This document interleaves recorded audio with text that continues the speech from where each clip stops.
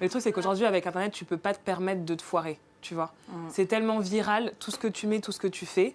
À partir du moment où Tu dois tellement faire tu es gaffe. obligé de checker 20 fois, 50 fois, un commentaire derrière, les gens, ils voient le commentaire, ça passe en top sentence, là, et après, ça reprend et ça reprend et ça reprend. Tu peux pas te permettre, en fait. Il y a un moment, tu peux plus dire « je pensais pas que ça allait vous offenser ».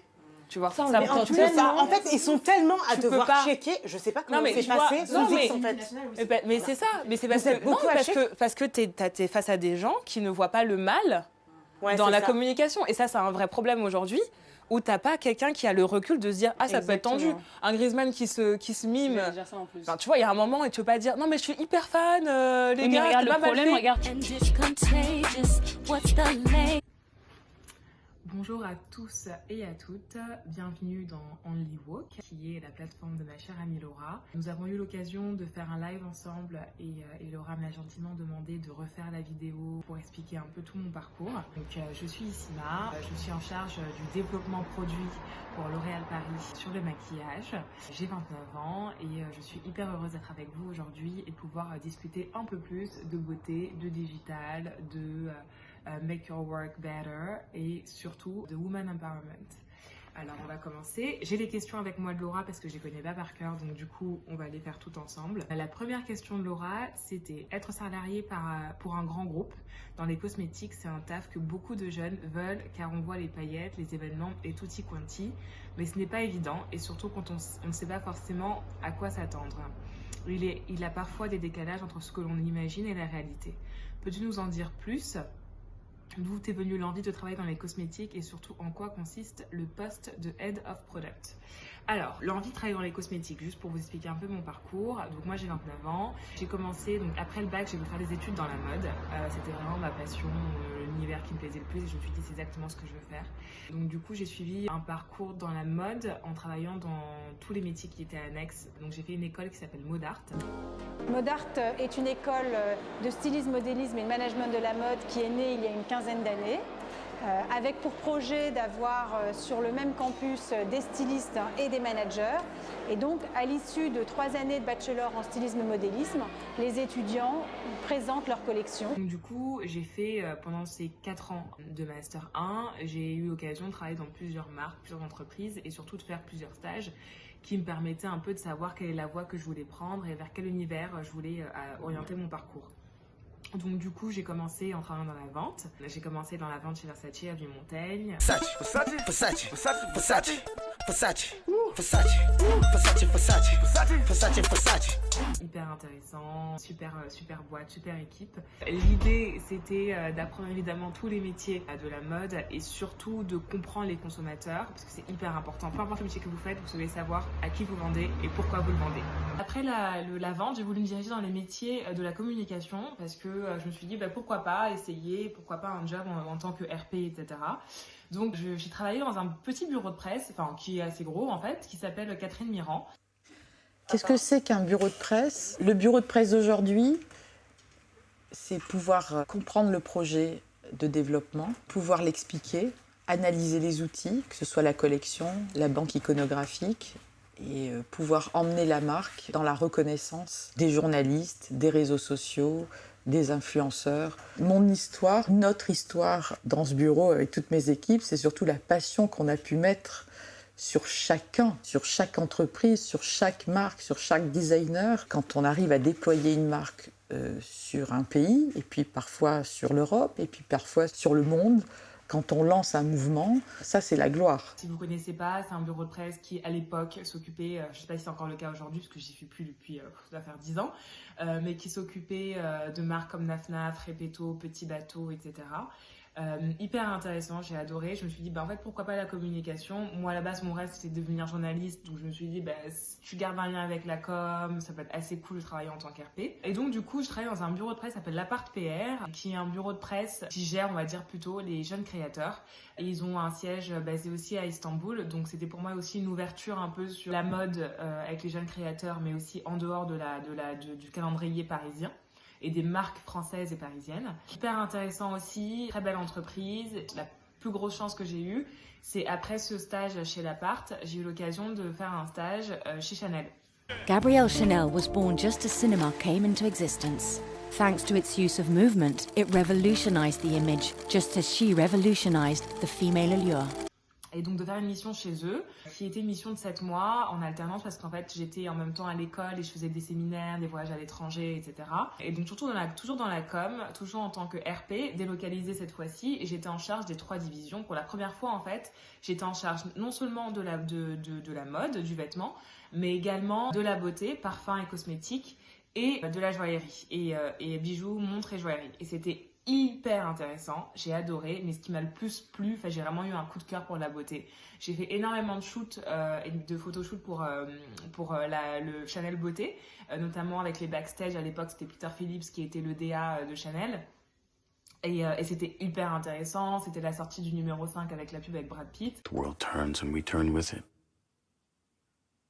Plans disappear. Dreams take over.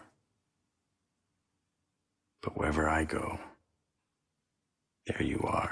Donc voilà, j'avais énormément de choses à faire, il y avait les beiges qui sortaient en même temps, donc c'était hyper intéressant. Et en fait, j'ai vraiment trouvé ma voie dans la beauté. Je me suis dit, en fait, c'est super cool. Je m'attendais pas à un univers aussi sympa, à travailler avec des make-up artistes, etc. Et pourquoi pas? Donc j'en ai parlé à l'époque à ma boss, qui est aujourd'hui une très bonne amie. Et je lui ai dit, écoute Virginie, en fait... voilà, je pense que j'aimerais bien travailler dans la beauté. Elle m'a dit, non mais ok, cool, mais en fait, il faut que tu fasses un truc parce que tu as fait un parcours qui est très mode. Comment tu vas rentrer dans la beauté? Et je lui ai dit, bah, écoute, un de mes rêves, c'était d'arriver à l'IFM, de rentrer à l'IFM. Et donc, pourquoi pas faire l'IFM, postuler et faire 1 an en plus pour faire un Master 2 dans la beauté, pardon. Et donc, elle me dit, mais vas-y, mais moi, je te vois trop, en plus, je te vois trop travailler chez L'Oréal et tout. Moi, j'ai eu des échos horribles de L'Oréal, je me suis dit, mais jamais. Et en fait, why not? Et donc, du coup, je postule à l'IFM. Je lui envoie mon gros dossier. Si vous connaissez pas, bref, l'IFM, c'est l'Institut français de la mode.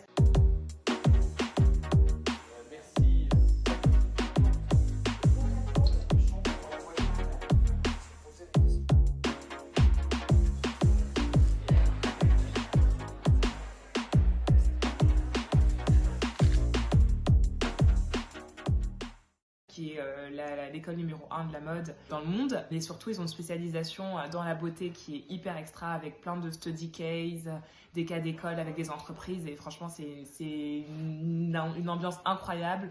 C'est une école incroyable. Si vous voulez vous spécialiser dans la beauté et dans la mode, je vous conseille vraiment de faire cette école. Et donc, du coup, donc je fais mon dossier et puis je suis retenue pour faire les entretiens, donc les oraux.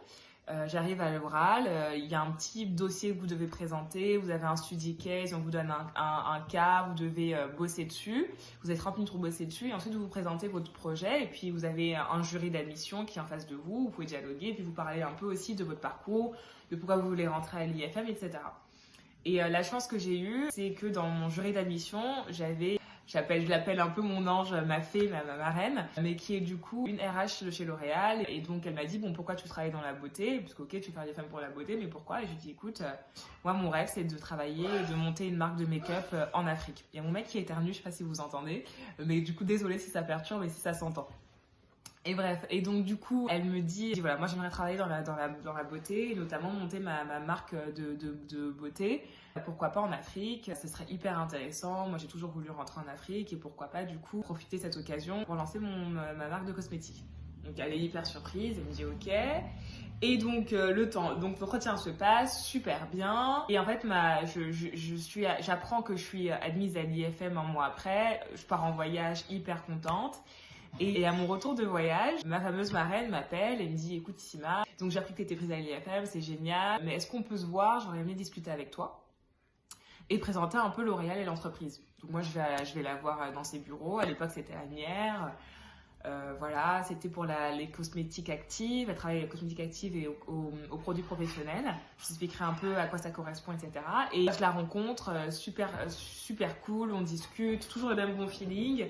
Et elle me dit, écoute, moi j'aimerais bien que tu viennes chez L'Oréal après l'IFM, que tu fasses un stage, tu vois si ça te plaît. Je travaille dans les cosmétiques, c'est quand même la numéro 1, ça serait hyper intéressant que tu travailles dans cette boîte, au moins que tu vois à quoi ça ressemble. Et voilà, nous on aimerait vraiment t'avoir. Donc je suis là un peu ok, cool. Moi j'ai eu des échos super horribles de L'Oréal. Tout le monde m'avait dit mais c'est une boîte horrible, n'y va pas, etc. J'ai eu des échos même d'anciens stagiaires, etc. Mais je me suis dit pourquoi pas. Je vous l'avais dit. j'ai fait 6 mois de stage chez Mizani. Pour ceux qui ne connaissent pas Mizani, c'est une marque spécialisée dans le cheveu afro. Je ne vais pas dire afro, je vais dire le cheveu texturé.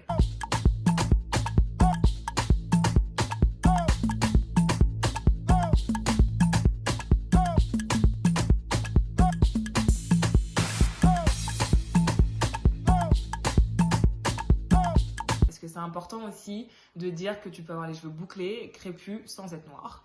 Donc, je dirais plutôt que c'est une marque qui est en charge et qui travaille, marque professionnelle, hein, qui est vendue pour les coiffeurs à la base, mais qui a aussi une partie revente, qui donc du coup travaille avec des make-up, des professionnels du cheveu. Et donc du coup, j'ai fait un stage de 6 mois dans ce qu'on appelle l'opérationnel, marketing opérationnel. Donc c'est, en fait, je vous expliquerai un peu, mais vous avez chez L'Oréal, déjà vous avez 4 divisions. Pour comprendre un peu quand je dis produits professionnels, vous avez 4 divisions. Les divisions sont divisées par secteur d'activité et on va dire aussi type de distribution. Vous avez cosmétique active qui est tout ce qui est vendu en pharmacie, parapharmacie. Je prends pour exemple La Roche-Posay, Sanoflore, Roger & Gallet aussi. Vous avez tout ce qui est produits professionnels, donc tout ce qui est vendu aux professionnels de la beauté avant tout. Et en plus, vous avez une partie revente. Ça va être surtout les coiffeurs ou les esthéticiennes, type beautician, donc les masseuses, etc. Et là, on va parler plutôt de marques comme L'Oréal Professionnel. On va parler de Kérastase, vous devez sûrement connaître, Mizani également, ou encore de Cléor ou Carita pour le soin. Et ensuite, vous avez tout ce qui est distribution sélective, donc le luxe, ce qu'on appelle le luxe, qui est plutôt la catégorie où on bosse plus sur les parfums et sur le maquillage. Et donc, ça va être des marques de luxe type Saint-Laurent, Armani Beauté, Lancôme aussi. Et vous avez le grand public, qui est la division dans laquelle je travaille aujourd'hui pour L'Oréal Paris. Et donc, le grand public, c'est tout ce qui va être vendu en supermarché, drugstore, type aux US, ça peut être Ulta Beauty, mais ça peut être également en Europe, un Monoprix, etc. Donc voilà comment sont divisées les différentes divisions du groupe. Et ensuite, en termes de ce qu'on va plus appeler de façon un peu rough, en termes de marketing international, qui sont les équipes qui développent les produits et qui travaillent sur tout ce qui est concept, publicité, etc. Et vous avez le marketing opérationnel. Donc en fait, une fois que le produit est développé, hop, ça découle et ça va sur différents pays. Et donc, dans chaque pays, vous avez une équipe marketing qui est en charge d'assurer tout le concept, etc., mais de mettre en place pour sa marque. Donc, par exemple, nous, on va travailler en tant que marketing international sur des campagnes en anglais. Le marketing opérationnel va le traduire dans ses langues. Va travailler aussi sur voilà, tout ce qui va être merchandising, comment tu fais pour qu'en boutique ton produit soit visible, etc. Avec la presse aussi, comment tu fais des événements pour parler de ton produit, etc. Donc on va dire international, c'est on s'occupe de tout le concept, etc. Et opérationnel, ça va être plutôt très opérationnel et très local, action locale. Donc voilà, donc du coup, après avoir raconté tout ça, donc après cette expérience superbe chez Mizani, je suis embauchée, je fais 1 an sur Essie, sur la partie professionnelle. Je travaille sur Essie Pro au moment où on venait de racheter la marque et on voulait la lancer aussi en Europe. Donc je bosse sur Essie et ensuite je fais un step bien évidemment parce que c'est une catégorie, le professionnel c'est quand même une grosse catégorie, il faut vraiment s'imprégner. Donc je fais un step également en développement international, donc concept, développement produit chez De Cléor. Super belle marque qui venait d'être achetée également, qui est basée sur le soin et l'aromathérapie. Si vous connaissez pas, c'est une marque que j'adore et je vous conseille vraiment. Mais bon, moi mes premiers amours c'était le maquillage et puis j'étais venue pour ça aussi. J'avais fait de l'IFM pour ça. J'avais voilà, dans mon expérience aussi très fashion, très voilà, mode, design. Je voulais vraiment aussi travailler dans le make-up parce que pour moi ça t'exprime le plus la couleur. Et donc voilà, donc du coup je pousse et je rentre. Voilà, parce que forcément c'est très hiérarchique, c'est compliqué, comment on fait pour faire bouger les gens en interne, etc. Et donc je suis un peu ma petite tambouille et puis je rentre chez L'Oréal Paris. Ça va 24 ans que je suis chez L'Oréal Paris sur le maquillage en tant que Head of Product Development. Donc ça c'est pour mon parcours, c'était très long, j'espère que vous comprendrez un peu quelle était la démarche, mais je pense que c'est important aussi d'expliquer comment on arrive sur une différente catégorie et comment on se lance sur un projet. Et la suite c'était en quoi consiste mon poste. Donc je suis dans l'équipe internationale, développement international L'Oréal Paris. Donc on est une équipe d'une 20aine de personnes qui est divisée en 3 catégories sur le maquillage, donc le teint, face, donc tout ce qui va être fond de teint, poudre, blush, highlighter, concealer, etc. Vous avez l'équipe lieu, donc la eye team, et ça va être plutôt le mascara, les fards à paupières, les sérums aussi, les produits pour les sourcils, les liners, eyeliner. Et vous avez la dernière catégorie qui est la color. Et donc pour le coup, l'équipe couleur va être en charge du maquillage, du maquillage des lèvres. Donc ça va être rouge à lèvres, liquid lipstick, gloss, baume à lèvres, mais également aussi nails dans l'équipe couleur. Donc ça c'est l'équipe marketing à proprement parler. Et puis il y a chaque personne, il y a chaque chef de projet sur chaque catégorie et aussi sur chaque type de franchise, parce que bien évidemment selon la catégorie vous avez des franchises différentes. Si je dis L'Oréal Paris make-up sur le teint, vous avez Infaillible et True Match. Age Perfect aussi. Voilà, si je dis L'Oréal Paris sur la couleur, sur les lèvres, ça va être Color Riche et Hero Signature. Donc voilà, c'est un peu comme ça que ça fonctionne en termes de franchise. Et puis il y a moi à côté. Donc je m'occupe du product development, donc en fait du développement des teintes, pas que des teintes. En fait, je m'occupe à la fois du choix des formules, donc je suis très très proche et très en lien avec les laboratoires L'Oréal Paris. On va évaluer ensemble les différentes formules qui sont proposées dans le pipe, mais également des sous-traitants externes parce qu'il y a certains produits qu'on lance aussi en externe avec des sous-traitants qui sont très spécifiques, typiquement sur le liner qui est un travail très spécifique et donc du coup on va s'adresser à des professionnels de la mine, des liners, etc. Du coup, je vais travailler sur la formule, évaluer les formules, donner mon point de vue aussi sur les textures. Ça, c'est plutôt sur le produit même. Une fois qu'on a choisi la formule et qu'elle est OK, je vais travailler également sur les différentes teintes et donc du coup de créer une gamme de teintes qui est cohérente à la fois avec l'international, donc les besoins internationaux, parce que bien évidemment une marque comme L'Oréal Paris aussi grosse, elle est vendue à la fois en Asie, à la fois aux US, à la fois en Europe, plus les pays émergents aujourd'hui. Donc voilà, avoir le maximum de consistance et une gamme la plus cohérente possible sur L'Oréal Paris. Donc ça va être sur les rouges à lèvres, sur les yeux aussi, si on fait une palette de fards à paupières, si on fait des fards à paupières, si on fait des liners, si on fait des mascaras, mais également sur le teint, qui est très important bien évidemment, d'avoir aussi le maximum de diversité, d'inclusivité sur la gamme de teint.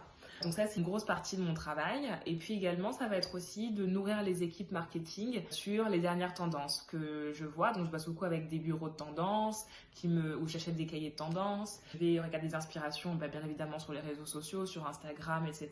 Je vais à plusieurs salons dans le monde aussi, en Asie, en Europe, aux US, pour voir aussi quelles sont les dernières tendances, qu'est-ce qui va être encore plus gros dans 5 ans, dans 10 ans, et donc nous permettre d'être à la pointe de la technologie et surtout à la pointe des besoins des consommateurs.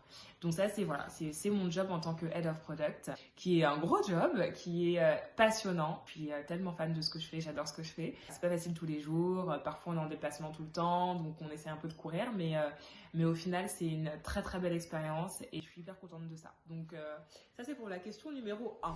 Après, tu vois, il y a un truc qui m'a vachement choquée pour H&M aussi. Je pense que là où c'est le plus bizarre, c'est que c'est un enfant. Oui. Je pense que si ça avait été un adulte, ce serait mieux passé. Ça serait jamais passé, meuf. Ils auraient jamais fait ça. Donc, la question numéro 2 était, à l'heure de la quête de sens, tout le monde parle d'impact. J'écris d'ailleurs un livre sur le sujet et je me demande comment toi, dans ton job, tu essayes d'avoir un impact. En effet, les marques de cosmétiques ne sont pas les plus inclusives, ça change mais c'est pas encore ça. Et on connaît surtout Rihanna et Fenty sur l'évolution des standards de beauté par exemple, et si oui, comment l'exerces-tu ? Alors, très belle question, très intéressante. Effectivement, je pense que tout le monde est en recherche de sens et d'impact sur la société. Je pense que, alors déjà même avant que j'arrive sur L'Oréal Paris, il y a toujours eu une envie de la marque de parler à tout le monde. Déjà parce que L'Oréal Paris, c'est une marque internationale qui est vendue en Europe, en Asie, aux US. Voilà, typiquement aux États-Unis, L'Oréal Paris il y a un énorme business et il est inconcevable de créer des teintes qui ne sont pas des teintes adaptées à toutes les peaux et notamment à des peaux noires. Si c'est la question par rapport à Fenty, vous comprenez ce que je veux dire, mais ça déjà c'est la base aussi de l'identité de la marque et c'est une des raisons pour laquelle j'ai toujours voulu travailler pour L'Oréal Paris parce que pour moi c'est la marque, je dis pas que c'est la seule, bien évidemment un Lancôme aussi le fait très bien si je prends pour exemple une marque de luxe au sein de L'Oréal sur le maquillage, mais c'est l'une des marques qui a toujours exprimé l'envie de parler de diversité et de mettre en avant toutes les beautés. Et pour moi, ça me parle, bien évidemment, et ça me parle en tant que femme, ça me parle en tant que jeune, ça me parle en tant que femme noire, mais ça me parle en tant qu'humain, en fait. Et par rapport à l'impact que je peux avoir dessus, bien évidemment, je suis à 400% dessus. Étant moi-même noire, pour moi, c'est une évidence qu'on doit avoir des teintes qui sont adaptées à toutes les couleurs de peau, des teintes qui vont à toutes les femmes, et que chacun puisse trouver son bonheur, notamment parce qu'on est vendu en grande surface. Donc, pour moi, on est le lien le plus direct avec la consommatrice de tous les jours. Parce qu'en fait, quand elle va faire ses courses, elle peut acheter son fond de teint. Et ce qui me tuerait, c'est qu'elle ne trouve pas sa teinte. Maintenant, il y a problématique qu'il peut avoir aussi, et pour la raison pour laquelle parfois on ne trouve pas les teintes L'Oréal Paris. Moi, quand je fais une gamme, je fais la gamme la plus large possible. C'est-à-dire que quand on me dit on fait un nouveau lancement de fond de teint, on a minimum 30 teintes sur les lancements. Après, c'est aussi par rapport à chaque pays, et chaque pays, parce que ce que je dis, la différence entre le marketing international et le marketing opérationnel, chaque pays va décider quels sont ses besoins. Donc bien évidemment, que vous allez en Russie, il y a aussi des noirs, c'est pas ce que je suis en train de dire, mais si la majorité de leur business est basée sur des teintes super claires ou medium, light medium, je comprends aussi le pays qui se dit, en fait, je vais pas investir énormément d'argent voilà, je vais pas investir sur des quantités énormes sur des teintes foncées, alors que les 3/4 de mon business va aller sur des peaux qui sont fair ou light. It's not personal, Sonny. It's strictly business. Donc, je pense aussi qu'il faut faire la différence avec le business et l'envie de plaire à tout le monde et l'envie d'être parfait et d'être OK avec tout le monde. Si je prends un exemple de Rihanna, mais bien évidemment, je suis hyper fan du concept. Maintenant, après, pour moi, c'est pas un concept qu'elle a conçu. Je pense que là où Rihanna a réussi son coup, c'est parce que elle incarne elle-même cette jeunesse, cette diversité et cette fille qui est totalement en marge, en rupture un peu. Et donc, du coup, ça plaît à tout le monde. Man, living my life like it's golden, baby. You know what I mean?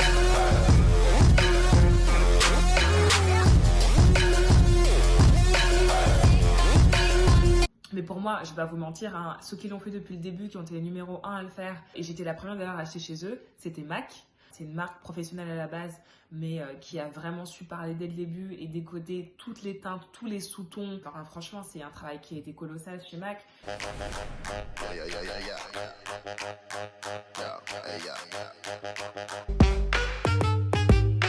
It allows you to be whoever you want, sexy, sassy, docile, fierce, whatever you want. It is your tool to recreate whatever person you want to be.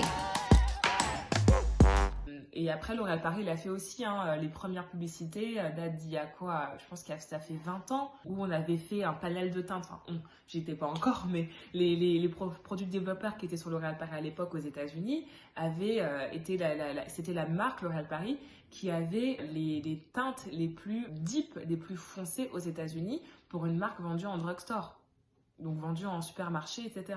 Donc c'est un travail qui a été énorme. Après, je pense que ça n'a pas forcément été un choix plus de communication de la marque, de parler de diversité en soi, parce que c'était dans l'ADN de la marque depuis le début. Maintenant, voilà, là où Rihanna a réussi, c'est qu'elle a fait un gros coup de com' dessus, que c'était partout, c'était digitalisé, et qu'elle-même incarnant cette diversité-là, elle l'a mis en avant parce que c'est une femme qui est super successful, qui est super powerful, et donc elle a réussi son coup, et du coup elle plaît à cette catégorie-là, et surtout elle attire les jeunes. Maintenant après, quand je parle de business et d'opérationnel, comprenez aussi d'un point de vue business, Rihanna c'est qui? Enfin, Fenty Beauty c'est qui? C'est LVMH. C'est LVMH. LVMH détient quoi? LVMH détient Sephora. Donc bien évidemment, d'un point de vue business opérationnel, c'est beaucoup plus facile quand vous êtes déjà affilié et vous travaillez déjà avec une chaîne de distribution qui est aussi impactante, aussi grosse que Sephora. Et donc du coup que vous pouvez, avec un retailer aussi gros, mettre en avant le maximum de teintes que vous pouvez on shelf, on va dire, donc sur le merchandising des boutiques. Mais bon, je reviens sur des petits Sephora, vous allez acheter sur le stand Rihanna, vous avez 3 teintes aussi. Donc je pense que c'est ça où il faut être un peu faire aussi sur le travail que les marques font. Moi, en fait, une marque comme Lancôme, typiquement, a toujours eu 40 teintes, et ce, bien avant Fenty Beauty, avec Teint Idol. Donc voilà, je pense que l'intelligence que les gens doivent avoir, c'est pas de taper sur les doigts ou de dire, ah ben voilà, ah ouais, donc L'Oréal Paris, nous, par exemple, on va avoir 2 qui comme égérie, ça y est, Rihanna est sortie à faire un truc, donc ils vont avoir 2 qui. Non, c'est pas ça. En fait, plus il y en a, mieux c'est. And if there's anything that I've learned, is that we can only fix this world together.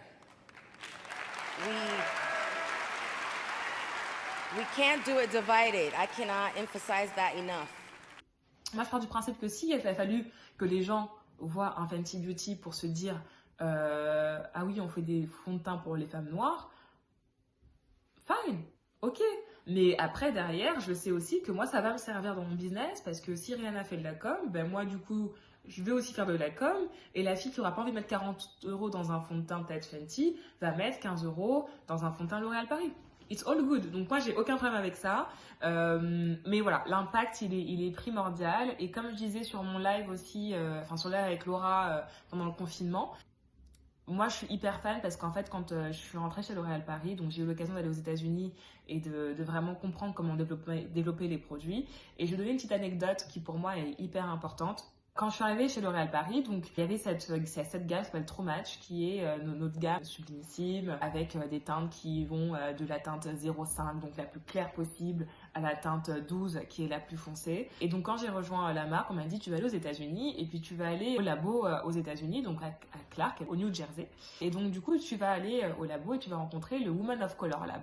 Le Woman of Color Lab, c'est un laboratoire qui a été conçu par une femme extraordinaire dont je suis hyper fan, qui s'appelle Belonda Attis. Belonda, c'est un ingénieur, c'est une chimiste, coloriste, et donc qui a conçu, donc elle a toujours fait du teint et des produits pour le groupe L'Oréal, donc que ce soit le luxe comme un Lancôme ou la grande distrib comme un L'Oréal Paris.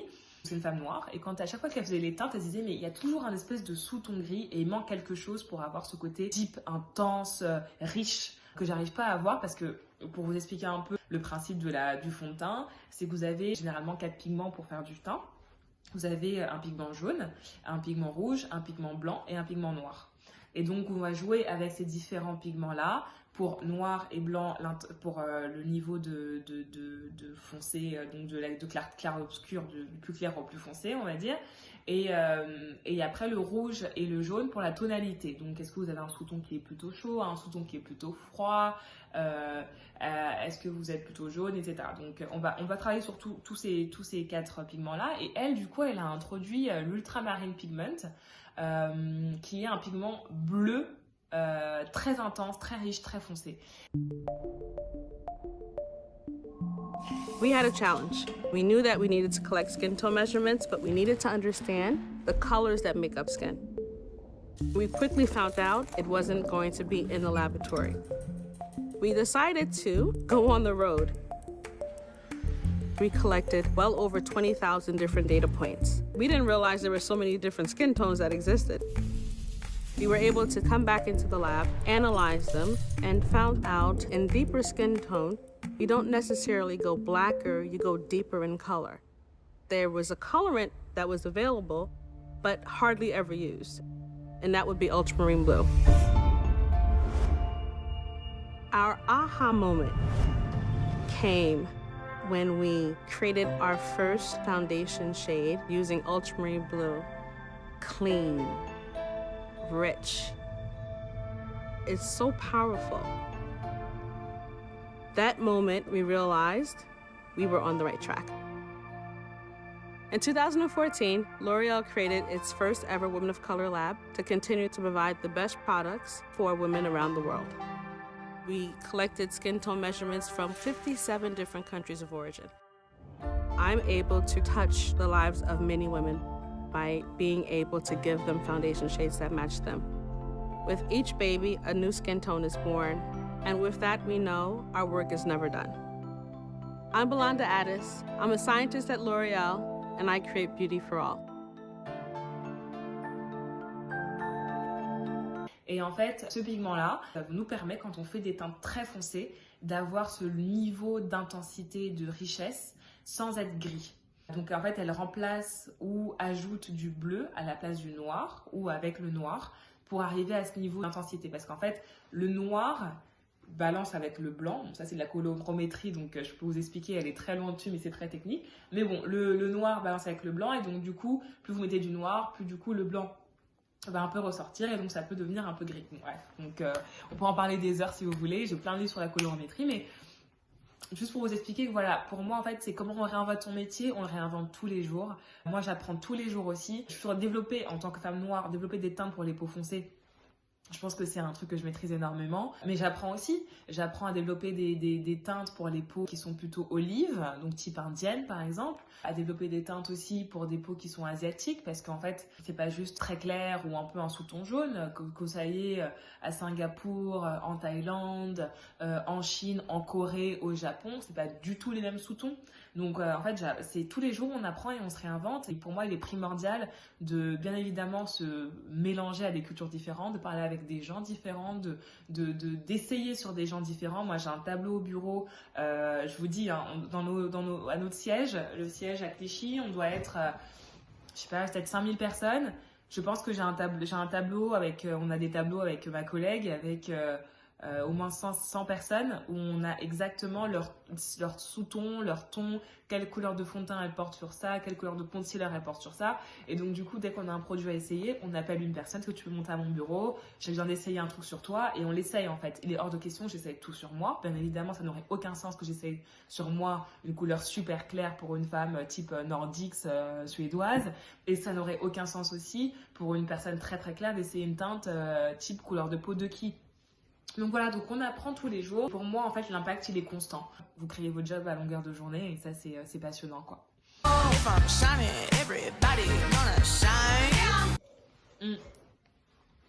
Je bois un peu de juice. Alors, donc du coup, la question suivante est numéro 3. Alors qu'on nous parle beaucoup d'entrepreneuriat, on a l'impression que le salariat, c'est devenu has-been. Or, entreprendre ne veut pas forcément dire entreprise, mais cela veut tout simplement dire se mettre à faire quelque chose. En réalité, tout le monde entreprend. Toi, tu fais déjà ça avec ta vie d'ailleurs, avec ton travail, ton chéri, tes soul sisters, Paris. Comment tu t'organises? Bonne question, les gars. Alors, comment je m'organise? Comment on s'organise? C'est chaud. On a un programme serré.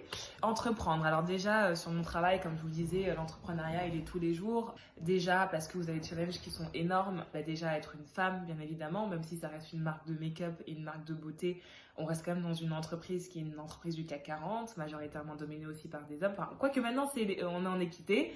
Sorry, on est à 50-50, mais voilà, ça reste une boîte où il y a quand même beaucoup de col blanc aussi. Donc, bien évidemment, ta place, elle a du sens, mais c'est parfois aussi intimidant quand vous arrivez en réunion avec des big boss, des big DG, et puis même quand vous vendez des produits ou vous travaillez sur des produits ou des projets qui valent des millions d'euros, bah forcément, vous avez peur aussi de vous tromper, de faire des erreurs, etc.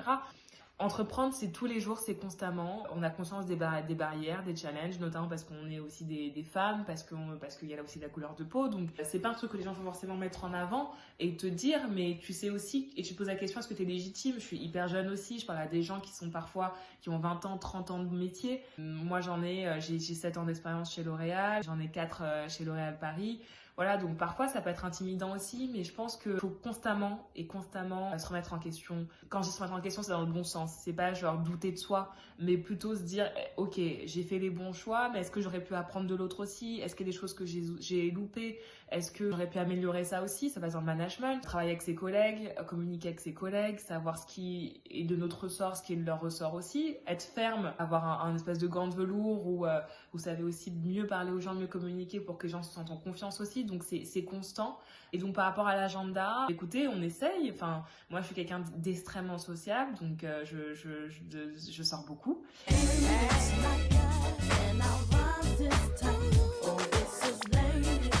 Là maintenant, avec le Covid et le déconfinement, on a appris à ralentir et à prendre soin de soi et à passer plus de temps chez soi. Et c'est vrai que maintenant, il n'y a pas de restaurant ouvert, de bar, donc c'est à la maison, c'est plutôt à la cool, plutôt petit comité aussi. Mais voilà, je suis quelqu'un qui sort énormément et qui essaie de jongler aussi, bien évidemment, comme toutes les jeunes, avec le travail, où parfois j'ai des horaires qui sont quand même hardcore et je voyage beaucoup aussi. Le travail, les copains, les amis et puis mon chéri. Et ça, forcément, c'est un travail qui est constant. Sur les copains, je dirais que dans la façon dont on entreprend, déjà, en vrai, j'ai réduit drastiquement mon cercle d'amis. Ça, j'ai fait un travail, ça fait 2 ans que je fais ce travail-là, mais aussi de me dire, voilà, le peu de temps que j'ai alloué, parce qu'on court partout, parce qu'on est tous un peu speed, parce qu'on a des trucs à gérer personnels, familiaux, etc. Le peu de temps que j'ai alloué aux gens, il faut que ce soit un temps qui soit it needs to worth it. ça doit le valoir en fait. Je peux pas passer des heures ou de l'énergie avec des gens où c'est du copinage, mais c'est pas mes proches. Did you hear that? Donc voilà, ça doit être valuable. Et pour moi, ben voilà, c'est aussi se dire, ben en fait, oui, il y a plein de copains, plein de gens que tu croises, que tu aimerais bien revoir parce que vous avez bien fité à un moment, mais c'est pas tes amis. Shit! Amen! Et donc moi, j'ai fait un gros travail de ça aussi, parce que ben forcément, je suis quelqu'un de sociable, je sors beaucoup, j'aime aller en soirée, etc. Donc tu rencontres du people et tout, mais c'est important aussi de garder son cercle. Alors je dis pas que ça ne veut pas s'ouvrir aux autres, mais voilà, pour moi, c'est des gens proches, très très proches. Il y a mon cercle très privé d'amis, amis FM, amis mon chéri, amis de mon chéri, et puis amis d'autre part, les soul sisters typiquement aussi. Et en fait, pour moi, il est primordial que ces gens-là aussi se connaissent. Et donc c'est là où vous savez quels sont vos vrais amis et quel est le temps que vous pouvez allouer, parce que vous n'avez pas peur de mélanger les gens en fait, de les dîner avec les Soul Sisters, ben en fait elles connaissent mon chéri, il n'y a aucun souci voilà, à passer du temps ensemble. Pareil, si je fais un truc avec mes amis de l'IFM, ils sont à la maison, ils connaissent aussi mon chéri, il n'y a pas de question. Je cloisonne pas parce qu'en fait ils vont ensemble. Et pour moi, c'est mon crew love, quoi. C'est mes gens, donc il n'y a aucune raison qu'on ne puisse pas se mélanger. Et donc, du coup, c'est là comme ça qu'en fait, on crée du valuable time et qu'on passe des bons moments parce qu'en fait, vous êtes juste avec les gens dont vous avez besoin, tout simplement. Concernant ma famille également, moi, je suis tata, j'ai une dizaine de neveux. Je suis la dernière d'une grande famille, donc forcément, les frères et sœurs ont eu le temps de faire des enfants. Et donc, du coup, voilà, c'est pareil. J'essaie aussi de passer des week-ends où c'est qu'avec mes neveux, ils viennent à la maison. Mon chéri, on va s'occuper d'eux, on va sortir, on va aller au cinéma, etc. Donc, on passe du temps aussi ensemble. Et c'est hyper important pour leur épanouissement. J'ai des nièces qui sont beaucoup plus grandes aussi, qui ont 18 ans. Donc, c'est s'envoyer des petits textos, passer du temps ensemble, s'appeler vite fait, prendre des nouvelles. Voilà, juste ça. Ça mange pas de pain. Il faut juste savoir l'organiser et le faire. Ça peut être une pensée le matin. Ah, tiens, comment va telle nièce? Je vais lui envoyer un texto et bam. Et ça qui est cool, c'est que c'est simple. Quand c'est les bonnes personnes, c'est super simple. Il n'y a pas de « tu m'appelles pas, je n'ai pas de nouvelles de toi ». Ma meilleure amie, c'est pareil. Elle, tu vois, pour le coup, elle fait l'opposé. Elle a l'opposé de moi en termes de travail. Elle bosse en pharma, dans une boîte d'analyse. Elle est hyper au taquet aussi. On n'a pas forcément le temps de se voir tout le temps. Mais quand on se voit, ben, c'est du valuable time, quoi. On va dîner ensemble, on va passer une bonne soirée à la maison, on va rigoler. Donc voilà, pour moi, c'est important de savoir quels sont les gens que tu vois, pourquoi tu les vois, et que ce soit sans gêne, sans problème, voilà, que ce soit juste un super moment. Et donc, tu as envie de les revoir pour ces raisons-là.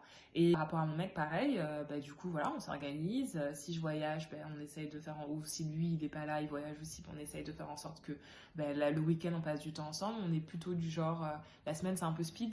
Mais du coup, le week-end, c'est vraiment important qu'on soit ensemble.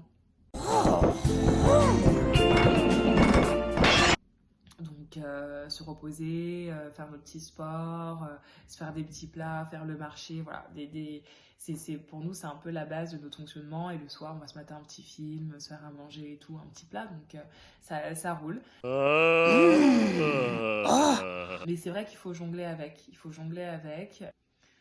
Moi, je pense que le plus simple, vraiment, c'est que du love, c'est que de l'amour. C'est ça. Il n'y a que ça qui fait que en fait, tu entreprends avec du love. Tu entreprends dans ton travail parce que tu aimes ton travail, tu entreprends dans tes relations parce que tu aimes tes relations. Et quand tout ça se mélange et s'embrique, c'est hyper cool et tu le sens même plus passer. Je peux être avec des copines jusqu'à 6h du matin alors que la veille, je me suis couchée à 2h pour finir un projet, mais that's all good. Parce qu'en fait, le temps que je passe avec mes copines, il est extra et c'est des moments qu'on adore, quoi. Donc voilà. Donc ça, c'est pour la question sur l'entrepreneuriat. The game is rigged and it does not reward people who play by the rules. Alors du coup, la final question, c'était pour toi, qu'est-ce que ça veut dire d'être woke? Qu'est-ce que ça veut dire woke? Pour moi, woke, je le vois comme stay woke. Pour moi, voilà, c'est fais gaffe. On peut le percevoir comme ça, en fait, comme fais gaffe, stay woke. Mais plutôt, reste aux aguets. Pour moi, c'est plus dans ce sens-là. Reste à la fois vigilant, mais en même temps, reste au courant et conscient de ce qui se passe, du moment où ça se passe et de comment ça se passe. Pressentir les choses, je dirais même dans ce sens-là. C'est qu'est-ce qui va arriver, qu'est-ce qui va devenir perceptible, qu'est-ce qui est perceptible et qu'est-ce qui va devenir encore plus gros demain. Et voilà, pour moi, en fait, dans tous les métiers qu'on fait, il y a l'agilité et le petit ressenti, le petit nez, quoi, le petit flair. Et ça, c'est hyper important. Dans le métier du marketing, le métier de communication, saisir ce qui va devenir important, ce qui va devenir gros. Et ça, c'est primordial pour tout ce qu'on fait parce qu'en fait, ça va tellement vite.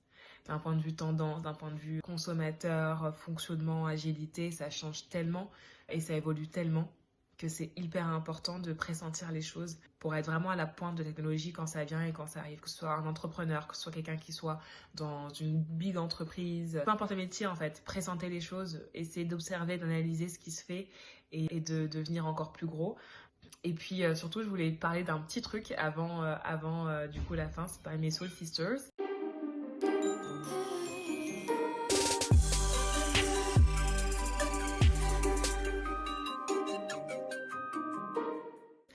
J'ai eu l'occasion vraiment de discuter de ça, mais voilà, on va revenir très très vite. J'espère que vous aurez l'occasion de nous voir aussi très prochainement. On vous dira sur quelle plateforme et comment, mais it's going to be nice, it's going to be very nice. J'ai vraiment hâte et du coup un gros big up à tout le monde, à mes Soul Sisters avant tout, à mes proches, ma famille, voilà. À très vite, salut, ciao.